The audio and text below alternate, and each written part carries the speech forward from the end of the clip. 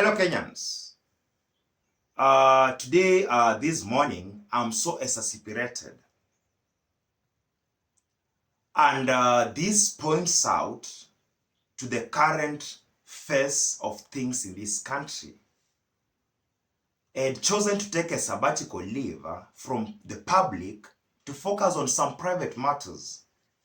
But I felt as a law-abiding Kenyan, a patriotic citizen for that matter, who believes that this country belongs to us, we bestow this country to ourselves through the Constitution. I feel it is my obligation, my responsibility to share my views with any right-minded citizen who can listen, and together we can take an action. So, why am I exasperated?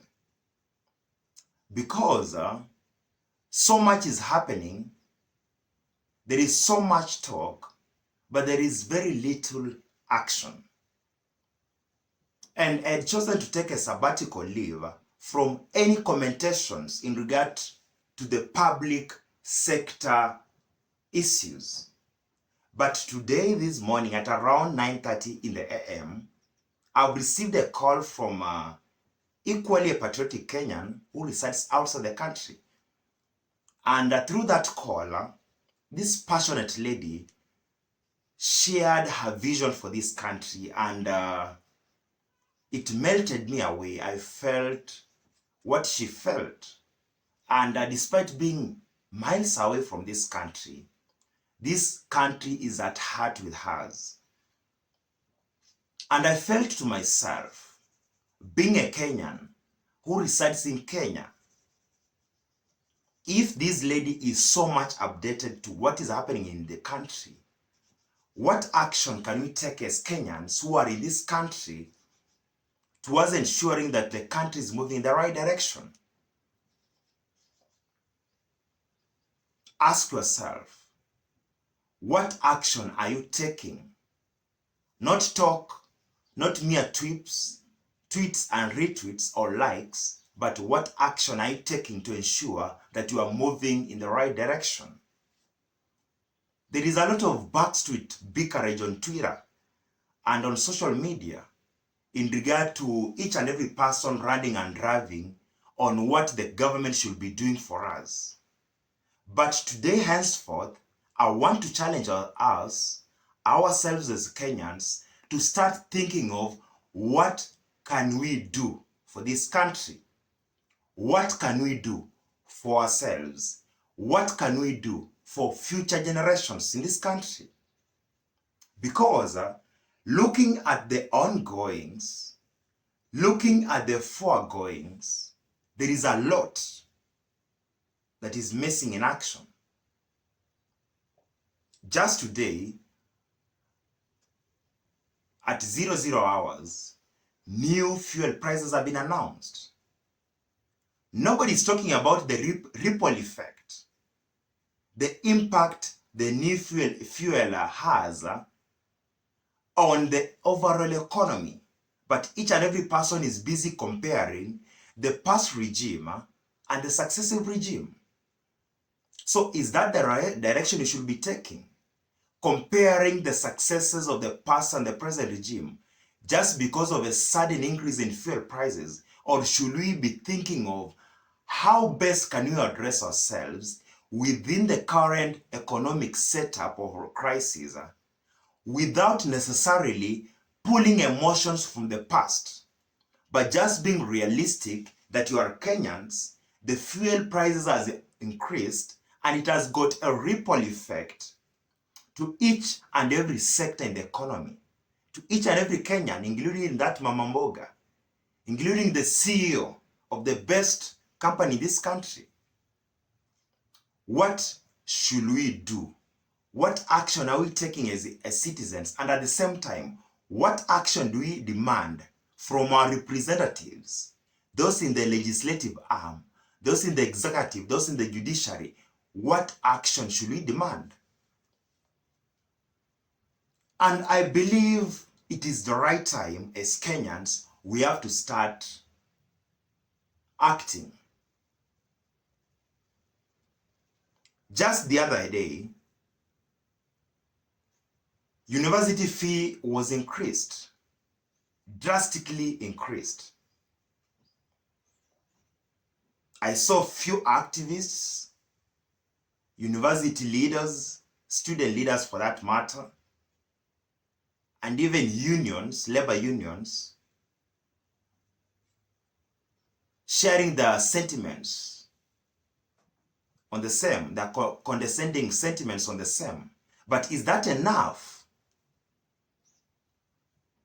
As we are talking today, I was saddened the other day to learn that even the second top student in this country last year has not joined medical school because he cannot afford the fee of medical school. So what is happening? What is happening to this country? What is happening?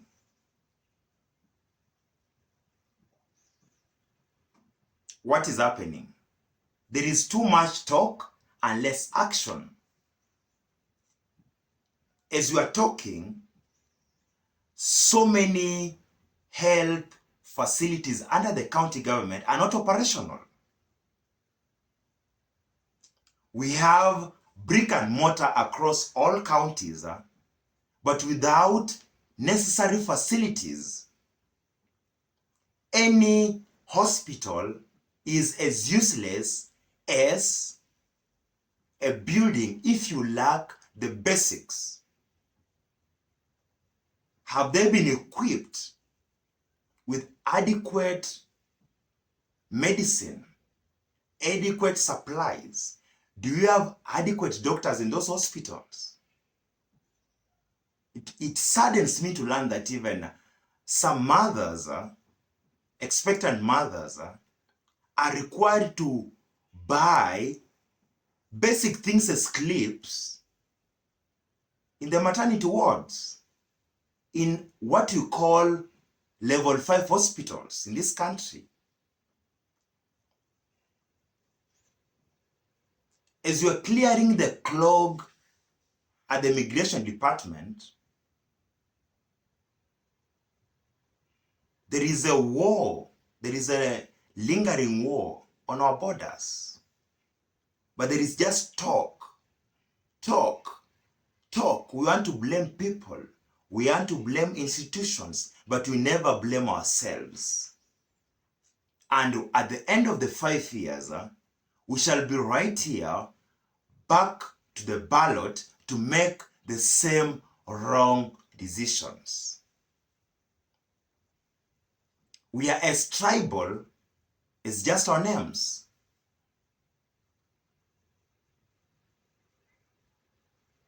We talk so much until our tribe is mentioned. We run and rave so much until our tribe is mentioned.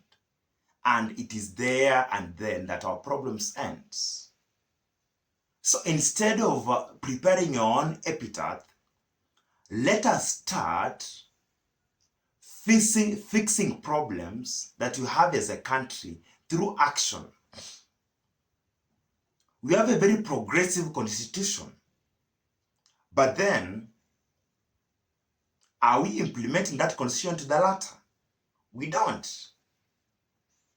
We don't. Sadly, we don't. Do we take any action when our country is going haywire? We don't. We all know that you are in a receivership. Government economic advisors have told us that. The central bank books can tell that. The challenges with equitable revenue disbursement can tell that. But then, are we ready to own up the mistake and take an action?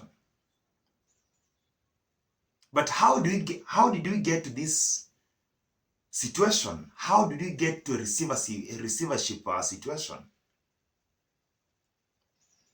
Somebody, somewhere, looted something. Somebody, somewhere, took what belonged to the public. But nobody's talking about that. Nobody's talking about that. We're all battling on blaming the current regime over high taxation, over the plummeting prices of commodities. Let me tell you this, my friend. At some point, I was having a discussion with somebody I consider an old man, and not just an old man, somebody with the utmost wisdom. Their wisdom is to the optimum. And they told me this. That was around 10 years ago, a decade ago. And they told me this. We give ourselves 30 years tech. Most industries will not need a lot. They will need 3 things. They will need a machine, a dog, and 1 human being. The role of the dog will be to guard the machine. The role of the machine will be to do each and everything that industry needs. And the role of the human being will be to feed the dog. And that kept me thinking. So, why are we all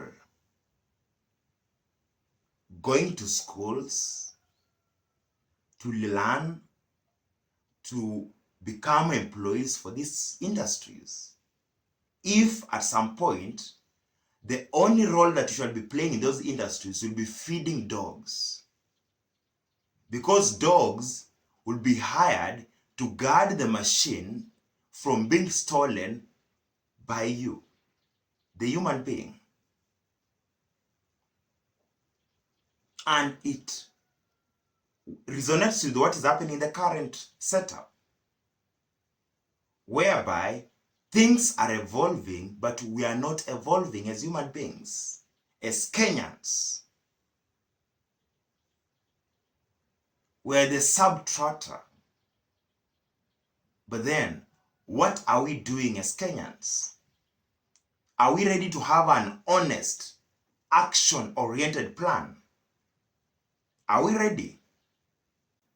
Or you just want to continue with the words, the actions, the fantasies that will not take us anywhere? Let us start acting. Let us stop the talk. Let us implement each and every action that we need to take. Free from coercion, free from anything that is external to what needs to be taken as an action. So this is my call to each and every patriotic Kenyan out there. You don't have to be an activist. You don't have to make noise. You can start by acting as an individual. Then through that, you will influence others also to act.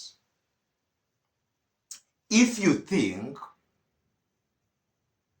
the fuel prices will affect you, what action should you take? I think that I leave up to you. If you think the fee that the universities are offering is too high, what action are you taking to counter that? Don't stop blaming. Don't stop castigating. But at the end of the day, at the end of the blames and the castigations, what action are we taking, both as people and as a country? I'm sure if we start taking actions and we reduce on the talk, we shall be probably 3% better today,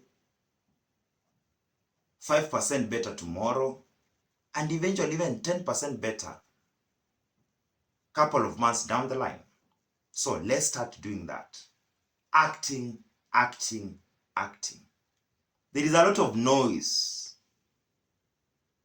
a lot of bickerage, a lot of hearsay, but that will not solve any problem in this country. That is just wind. And as wind is dictated,